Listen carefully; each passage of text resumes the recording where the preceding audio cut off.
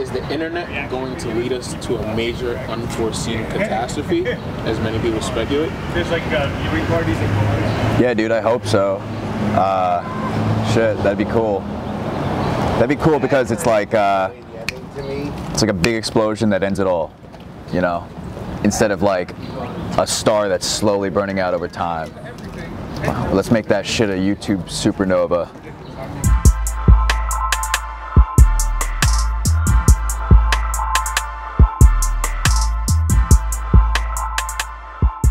All throughout my life I've been drawing.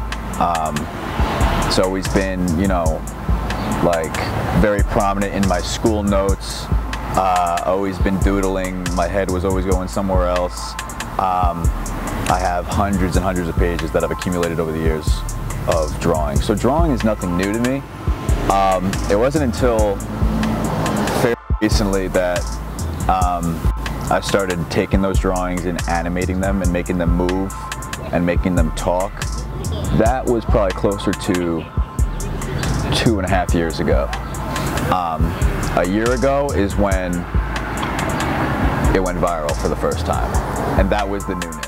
I like to think that I'm a businessman as much as I am an artist, you know, and I hope through saying that it inspires people to know that there's a major business side to art, which is a great thing. The internet is making it less likely to be a starving artist, which is an artist with no business going on. I have a bunch of different projects going on, brand deals, collaborations, and that's all thanks to, you know, me not being afraid to incorporate the business in art. I love collaborating. I can't get enough of it with the people I want to collaborate with. So I think that kind of speaks to where I want to invest my time, because it's a real thing for me to get bogged down and bummed out through group efforts. For the most part, I like to be the one-man band, but when there's another creative that I really want to collab with and really think that something great would come out of collabing, then I make sure it happens. I drive it to the ground. You know, if we're both busy, I make sure we find a time when we're not, because I think a lot of good comes out of collaborating. I love characters, real life characters. The Brooklyn guy, like, hey, yo, whoa, whoa. It's like, oh my God, that's fucking awesome. Like, you are such like a character that's like a real life human being. Like, that's amazing. And then like, you even overhearing conversations, there's so much inspiration.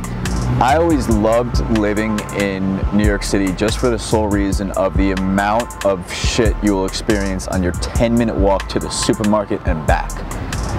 Okay, you can't get there anywhere. You can't get that in the suburbs. You can't get that in Jersey. You know, it's like, it's here type of thing.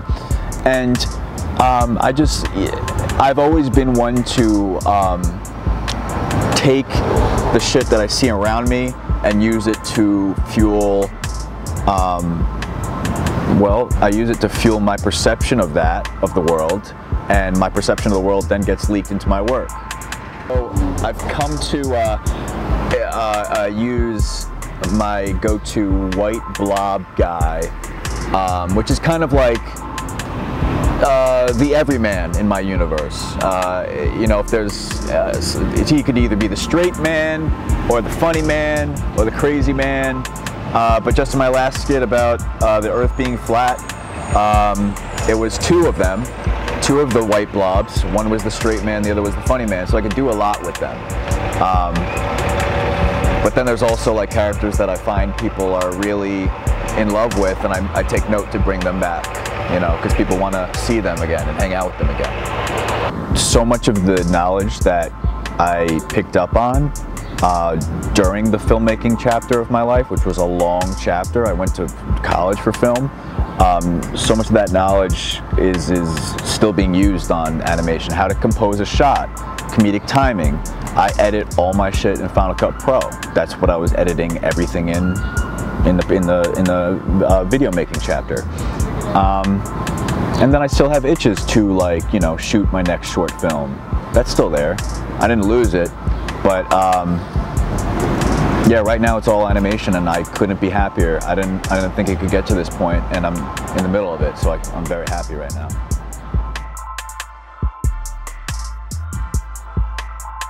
I drew what he looked like. He had 3 eyes going down vertically, and these long-ass arms that kind of like dragged behind him, and he was cleverly named Long Arms.